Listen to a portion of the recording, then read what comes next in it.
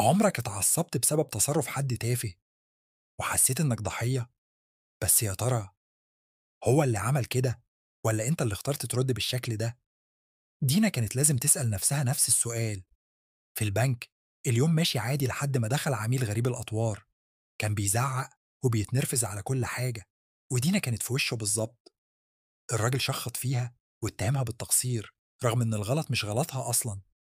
دينا بانفعال: أنا مش هاسكت، هو الناس فاكرة الموظفين دول خدم؟ راحت جرية لأميرة في المكتب وهي بتغلي. أميرة كانت قاعدة بهدوء، رفعت عينيها وقالت لها: فاكرة لما كنا بنقرا في فن اللامبالاة الكاتب بيقول لك إحنا مسؤولين عن ردود أفعالنا حتى لو اللي حوالينا غلط؟ دينا منفعلة: بس هو اللي بدأ. أميرة بهدوء: مظبوط، بس مين اللي اختار يرد بعصبية؟